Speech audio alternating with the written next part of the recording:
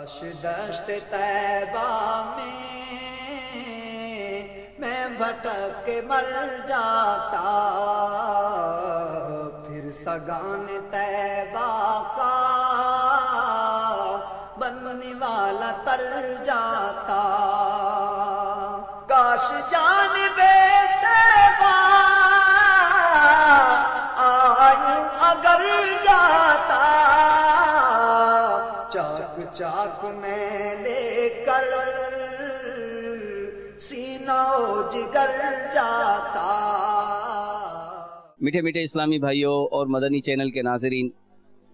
آپ نے مدنی چینل کی خبروں میں دیکھا ہوگا کہ دعوت اسلامی کا ایک قافلہ کہ جس میں ذہنی آزمائش میں جن خوش نصیبوں کے ٹکٹ نکلے تھے مدینے کے وہ، اور مدنی مذاکروں میں جن کے مدینے کے ٹکٹ نکلے تھے ان پر مشتمل یہ قافلہ الحمدللہ سوئے مدینہ روانہ ہوا تھا، عمرہ کی سعادت پائی، الحمدللہ مدینہ پاک میں حاضری ہوئی، اور الحمدللہ تعالی ایک جدول کے مطابق یہ قافلہ سفر کیا تھا۔ اس میں الحمدللہ رکن شورا حاجی عبدالحبیب اتاری بھی موجود تھے، الحمدللہ ان کے ساتھ ایک بہت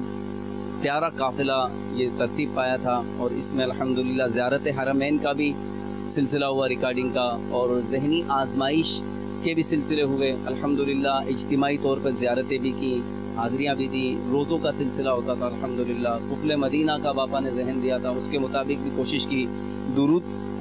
پاک پڑھنے کے الحمدللہ اہداف دیے گئے تھے، اس کے مطابق بھی اسلامی بھائیوں نے عمل کرنے کی کوشش کی،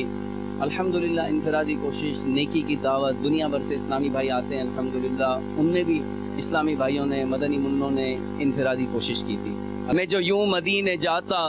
تو کچھ اور بات ہوتی، کبھی لوٹ کر نہ آتا تو کچھ اور بات ہوتی، میں مدینے تو گیا تھا یہ بڑا شرف تھا، لیکن وہیں گھر اگر بساتا تو کچھ اور بات ہوتی۔ بن کے طیبہ میں کاش میں بکھر